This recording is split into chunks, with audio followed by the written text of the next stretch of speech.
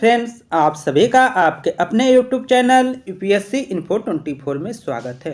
तो दोस्तों, हम उम्मीद करते हैं कि आप सभी लोग स्वस्थ होंगे और खुश होंगे। फ्रेंड्स, ये जो वीडियो है ये पीजीटी नागरिक शास्त्र का भाग 109 है। तो अगर आप टीजीटी, पीजीटी, एलटी ग्रेड और जीआईसी की तैयारी कर रहे हैं तो ये वीडियो आपके लिए है।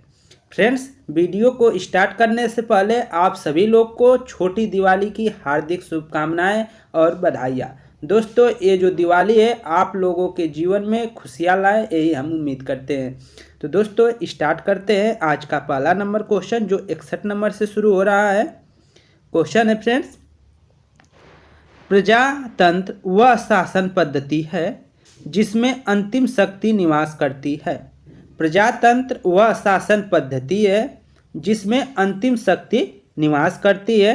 ऑप्शन 1 है जनता में, ऑप्शन 2 है राजनीतिज्ञों में, ऑप्शन 3 है लोक सेवकों में, ऑप्शन 4 है नौकरशाहों में। तो किसमें प्रजातंत्र किसमें शक्ति निवास करती है ये बताना है। तो ऑप्शन 1 हो जाएगा दोस्तों सही, जनता में।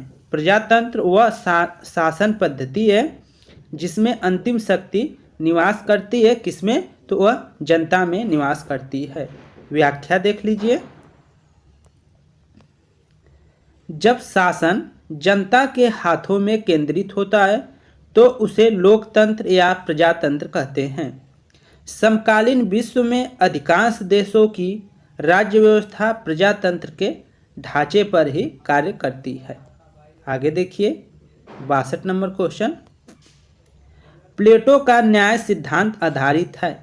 प्लेटो का न्याय सिद्धांत किस पर आधारित है ये बताना है।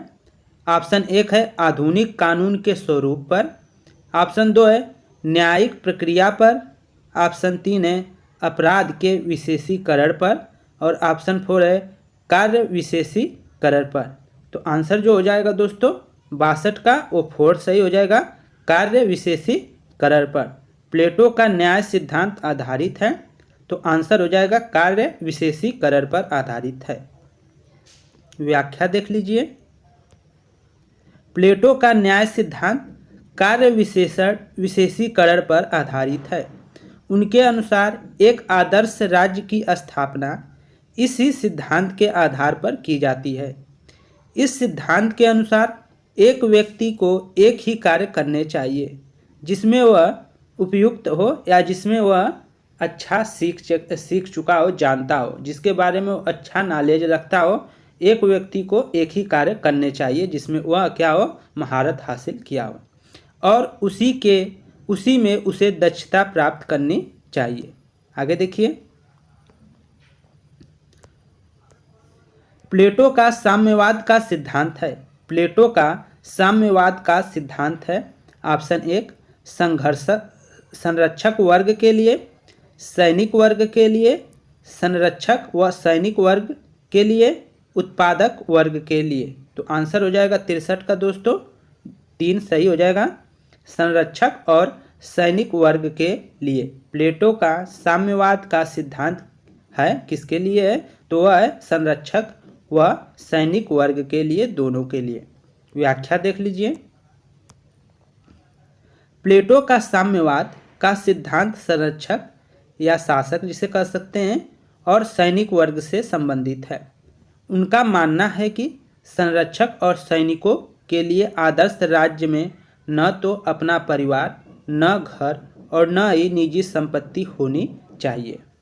आगे देखिए 64 नंबर क्वेश्चन, किसने कहा मनुष्य स्वभाव से ही एक राजनीतिक प्राणी है?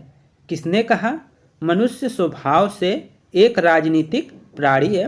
ऑप्शन 1 है रूसो ने कहा, ऑप्शन 2 है प्लेटो, ऑप्शन 3 है अरस्तु, ऑप्शन 4 है हाब्स। तो आंसर क्या हो जाएगा दोस्तों 64 का 3 अरस्तु। 64 का 3 हो जाएगा अरस्तु। अरस्तु ने कहा है मनुष्य स्वभाव से एक राजनीतिक प्राणी है। व्याख्या देख लीजिए। मनुष्य स्वभाव से एक राजनीतिक प्रणाली है। यह पद्धति कथन जो यह प्रसिद्ध कथन है वो किसका है? अरस्तु का है। मनुष्य स्वभाव से एक राजनीतिक प्राणी है, तो वो किसने कहा है? तो ये कहा है अरस्तु ने।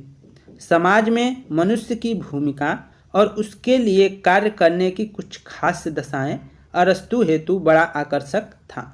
आगे देखते हैं 65 नंबर क्वेश्चन। हाब्स के सामाजिक समझौता में है, क्या है ये बताना है। हाब्स के सामाजिक समझौता में है शासक एक पक्ष नहीं है, शासक एक पक्ष है, शासक एक बहुत सक्रिय पक्ष है, शासक एक सक्रिय पक्ष नहीं है। तो आंसर हो जाएगा दोस्तों पहला, शासक एक पक्ष नहीं है। 65 का आंसर क्या हो जाएगा?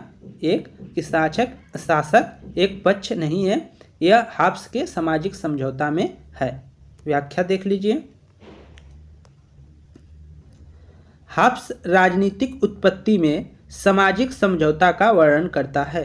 हाब्स राजनीतिक उत्पत्ति में सामाजिक समझौता का वर्णन करता है और कहता है यह समझौता मनुष्यों द्वारा आपस में राजनीतिक विचार में किया गया है, जिसमें संप्रभुता शामिल नहीं है, अर्थात शासक एक पक्ष नहीं है। शासक समझौते में शामिल न होने के कारण किसी के प्रति उत्तरदायी नहीं है, अतः वह पूर्णतः निरंकुश होती है। अगर शासक क्या है इस समझौते में शामिल होता तो वह निरंकुश नहीं होता, लेकिन वो तो शामिल ही नहीं है, इसीलिए वह क्या है? पूर्णतः निरंकुश है, ऐसा हाब्स का कथन है। आगे देखिए 66 नंबर क्वेश्चन। लाक ने समर्थन किया है। लाक ने किसकी समर्थन किया है? किस चीज का समर्थन किया है? 4 ऑप्शन है, ये बताना है। तो लाक ने किसका समर्थन किया? ऑप्शन 1 है शानदार क्रांति का, ऑप्शन 2 है शासन की निरंकुशता का, ऑप्शन 3 है निरंकुश संप्रभुता का, ऑप्शन 4 है व्यक्ति का। तो हाब्स ने किसका समर्थन किया है दोस्तों? तो आंसर 1 हो जाएगा शानदार क्रांति का। लाक ने समर्थन किया है तो शानदार क्रांति का समर्थन किया है। व्याख्या देख लीजिए। जॉन लाक शानदार क्रांति का समर्थक था। इसका प्रभाव सन 1688 में इंग्लैंड में निरंकुश राजतंत्र के विरोध में हुए रक्तहीन क्रांति में देखा गया। ठीक है, जॉन लाक शानदार क्रांति का समर्थक था। इसका जो है प्रभाव आपको सन 1688 में इंग्लैंड में निरंकुश राजतंत्र के विरोध में हुए रक्तहीन क्रांति में देखा जा सकता है। तो इसमें देखा जा सकता है तो वह 1688 के इंग्लैंड की जो क्रांति हुई जिसे रक्तविहीन क्रांति का नाम दिया गया है, तो उसमें आप इसको देख सकते हैं शानदार क्रांति को। और इंग्लैंड की इस क्रांति को शानदार क्रांति भी कहा जाता है, इस जो हुआ था 1688 को। ठीक है, इसके परिणाम स्वरूप ब्रिटेन में संसद की प्रभुसत्ता को स्वीकृति मिली। मैरी और विलियम ऑफ ऑरेंज गद्दी पर बैठ गए। आगे देखिए 67 नंबर क्वेश्चन। किसने कहा मनुष्य स्वतंत्र जन्म लेता है लेकिन प्रत्येक जगह वह बंधनों में जकड़ा हुआ है? किसने कहा है मनुष्य स्वतंत्र जन्म लेता है लेकिन प्रत्येक जगह वह बंधनों में जकड़ा हुआ है? तो एक कथन किसका है ये बताना है। ऑप्शन 1 है हाब्स, ऑप्शन 2 है रूसो, ऑप्शन 3 है लाक, ऑप्शन 4 है कार्ल मार्क्स। तो आंसर हो जाएगा दोस्तों रूसो। यह कथन किसका है? रूसो का है। व्याख्या देख लीजिए। मनुष्य स्वतंत्र जन्म लेता है लेकिन प्रत्येक जगह वह बंधनों से जकड़ा हुआ है। यह प्रसिद्ध कथन रूसो का है। रूसो का जन्म 1712 ईस्वी में स्विट्जरलैंड में हुआ था। वह समाज को और अधिक पतन से बचाने के लिए समाज का प्राकृतिक सिद्धांतों के लिए पुनर्गठन करने का पक्षधर था। रूसो के अनुसार राज्य के नियम नागरिकों की सहमति के आधार पर बनने चाहिए तथा धर्म के मामले में व्यक्ति को स्वयं निर्णय लेने की स्वतंत्रता होना चाहिए। ऐसा किसने कहा था? तो रूसो। रूसो के अनुसार क्या था कि राज्य के नियम जो हैं वो नागरिकों की सहमति के आधार पर बनने चाहिए और जो धर्म है धर्म के मामले में व्यक्ति को स्वयं निर्णय लेने का अधिकार दे देना चाहिए, उनको स्वतंत्रता दे देना चाहिए कि वह धर्म के मामले में क्या सोचते हैं। उन पर किसी प्रकार का बंधन नहीं होना चाहिए धर्म के मामले पे। आगे देखिए 68 नंबर। प्रतिनिधि सरकार नामक पुस्तक किसने लिखी? प्रतिनिधि सरकार नामक पुस्तक किसने लिखी है? तो फ्रेंड्स ऑप्शन 1 है प्लेटो, ऑप्शन 2 है अरस्तु, ऑप्शन 2 है बेंथम, ऑप्शन 3 है जेम्स मिल और ऑप्शन 4 है टी.एच. ग्रीन। तो प्रतिनिधि सरकार नामक पुस्तक किसने लिखी है? तो आंसर हो जाएगा 3 जे.एस. मिल। जे.एस. मिल की ये पुस्तक है प्रतिनिधि सरकार। व्याख्या देख लेते हैं। प्रतिनिधि सरकार पुस्तक के लेखक जे.एस. मिल हैं। जॉन स्टुअर्ट मिल को व्यक्तिवाद और स्वतंत्रता का महान उन्नायक माना जाता है। उदारवादी चिंतन परंपराओं में उसका सबसे बड़ा योगदान यह था कि उसने समय के अनुरूप स्वतंत्रता की संकल्पना बदल दी। आगे देखते हैं 69 नंबर क्वेश्चन। निम्न में से कौन सा कथन कार्ल मार्क्स के दर्शन का प्रतिनिधित्व करता है? निम्न में से कौन सा कथन कार्ल मार्क्स के दर्शन का प्रतिनिधित्व करता है? ऑप्शन 1 है राज्य एक सकारात्मक अच्छाई है, ऑप्शन 2 है राज्य पृथ्वी पर ईश्वर का अवतरण है, ऑप्शन 3 राज्य शोषण का एक साधन है, 4 राज्य एक आवश्यक बुराई है। तो आंसर 3 सही हो जाएगा दोस्तों। राज्य शोषण का एक साधन है, यह कार्ल मार्क्स के दर्शन का प्रतिनिधि करता है। आगे देखिए व्याख्या इसका। कार्ल मार्क्स का दर्शन मार्क्सवाद राज्य का विरोधी करता है। कार्ल मार्क्स का दर्शन राज्य का विरोध करता है। जो कार्ल मार्क्स का दर्शन है उसे मार्क्सवाद कहा जाता है। मार्क्सवाद जो है वह राज्य का क्या करता है? विरोध करता है। वह उसे शोषण का साधन मानता है। मार्क्स का दावा है कि राज्य चाहे जैसा भी हो वह उच्च वर्ग के धन से ही संचालित होता है। मार्क्स का कथन है कि राज्य चाहे जैसा भी हो वो हमेशा जो उच्च वर्ग होते हैं, अमीर वर्ग होते हैं, उनके ही धन से क्या होता है? संचालित होता है तथा उसी के हितों का पोषण करता है। मार्क्स के अनुसार समानता लाने के लिए राज्य का पूर्ण अंत होना चाहिए। मतलब ये राज्य का पूर्ण अंत करने का समर्थन किया है मार्क्स ने कि इसको नहीं होना चाहिए। राज्य क्या करता है? जो निम्न लोग हैं उनको नहीं देखता है, वो हमेशा धन जो देते हैं, धन जो उच्च वर्ग के लोग हैं उन्हीं के बारे में सोचता है। इसीलिए कार्ल मार्क्स ने एक नारा दिया था कि मजदूरों तुम एक हो जाओ, तुमको पाने के लिए पूरा दुनिया है, खोने के लिए जंजीर के सिवा तुम्हारे कुछ नहीं है। अगर तुम खोओगे तो अपना जंजीर, अपनी बेड़िया खोओगे और उसके सिवा कुछ नहीं खो सकते, लेकिन पाने के लिए तुमको पूरा विश्व है, पूरा संसार है। ऐसा उसने वक्तव्य दिया था दास कैपिटल में। उसकी पुस्तक का नाम था दास कैपिटल। आगे देखते हैं 70 नंबर। किसने कहा सर्वहारा की तानाशाही मार्क्स के सिद्धांत का सार है? किसने कहा सर्वहारा की तानाशाही मार्क्स के सिद्धांत का सार है? ऑप्शन 1 है एंजिल्स, ऑप्शन 2 है लेनिन, ऑप्शन 3 है स्टालिन, ऑप्शन 4 है लास्की। तो आंसर हो जाएगा दोस्तों 2 लेनिन। एक किसका कथन है? लेनिन का कथन है कि सर्वहारा की तानाशाही मार्क्स के सिद्धांत का सार है। व्याख्या देख लीजिए। सर्वहारा की तानाशाही मार्क्स के सिद्धांत का सार है, यह कथन लेनिन का है। उन्होंने साम्राज्यवाद और सर्वहारा क्रांति के युग को मार्क्सवाद कहा है। लेनिनवाद की सृजनात्मक शीलता या सृजनशील आत्मा समाजवादी क्रांति के उसके सिद्धांत से व्यक्त हुई है। लेनिन की सृजनशील आत्मा समाजवादी क्रांति के उनके सिद्धांत में व्यक्त हुई है। आगे देखते हैं 71 नंबर क्वेश्चन। किसने कहा आदमी के लिए युद्ध वही है जो औरत के लिए मातृत्व? ये क्वेश्चन बार बार पूछा गया है। किसने कहा है कि आदमी के लिए युद्ध वही है जो औरत के लिए मातृत्व? ऑप्शन 1 है कार्ल मार्क्स ने, ऑप्शन 2 है हीगल ने, ऑप्शन 3 है मुसोलिनी ने, ऑप्शन 4 है लेनिन ने। तो किसने कहा है दोस्तों? तो ऑप्शन 3 सही हो जाएगा, मुसोलिनी ने। मुसोलिनी ने कहा है कि आदमी के लिए युद्ध वही है जो औरत के लिए मातृत्व है। व्याख्या देख लीजिए। बेनितो मुसोलिनी ने कहा आदमी के लिए युद्ध वही है जो औरत के लिए मातृत्व। वह फांसीवाद दर्शन की नींव रखने वालों में प्रमुख व्यक्ति था तथा हिटलर का निकटतम राजनीतिज्ञ था। वह 1919 में उसने फांसी दी, कवांदी मेंती दल का गठन किया, कवांती मेंती दल का गठन किया और 1922 में रोम पर सत्ता स्थापित की। आगे देखिए 72 नंबर क्वेश्चन।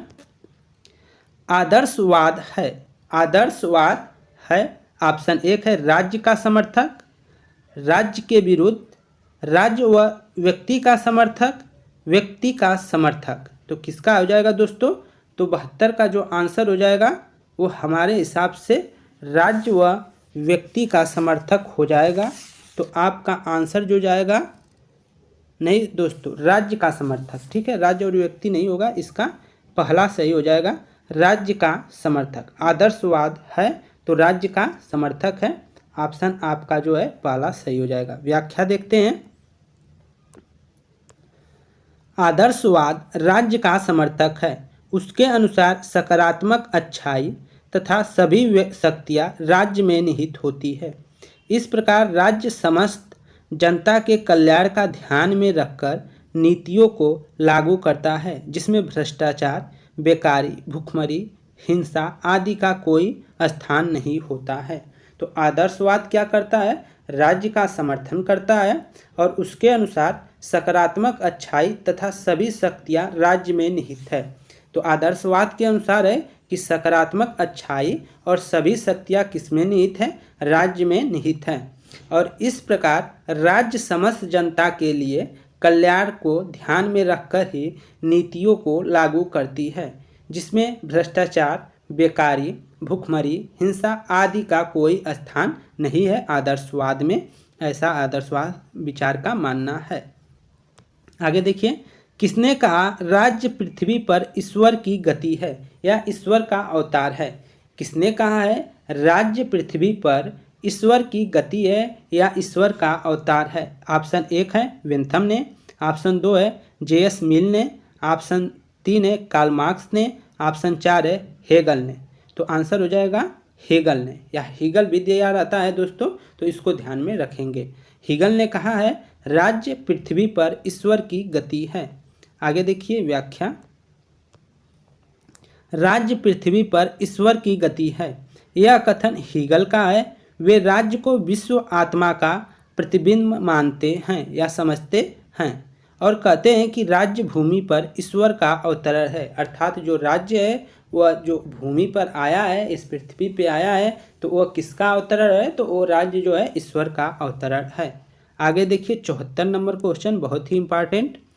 अराजकतावाद है, अराजकतावाद है राज्य का समर्थन, राज्य के विरुद्ध में व्यक्ति का समर्थन, राज्य और व्यक्ति का समर्थक। तो अराजकतावाद क्या है दोस्तों? 74 का आंसर आप बताइए। तो इसका आंसर हो जाएगा दोस्तों 2, ठीक है। अराजकतावाद क्या है? राज्य के विरुद्ध में है। व्याख्या देखिए।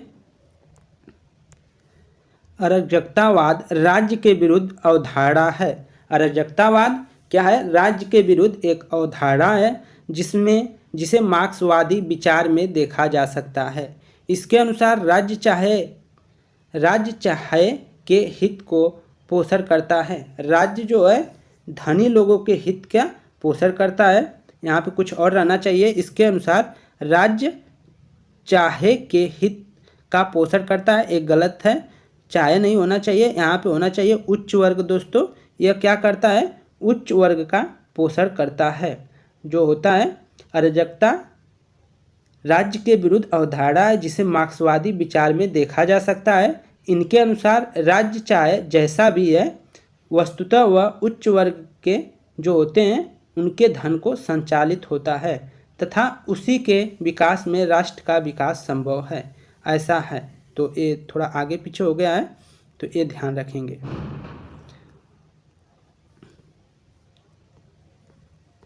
अगला है 75 नंबर क्वेश्चन। किसने कहा स्वतंत्रता समस्त का अभाव है? किसने कहा है स्वतंत्रता समस्त प्रतिबंधों का अभाव है? तो ऑप्शन 1 है बेंथम, ऑप्शन 2 है लॉक, ऑप्शन 3 है कांट, ऑप्शन 4 है सीले। तो सीले का एक कथन है फ्रेंड्स कि स्वतंत्रता समस्त प्रतिबंधों का अभाव है, यह सीले का कथन है। ऑप्शन 4 सही हो जाएगा। व्याख्या देख लीजिए। सीले ने कहा है कि स्वतंत्रता सभी प्रतिबंधों का अभाव है।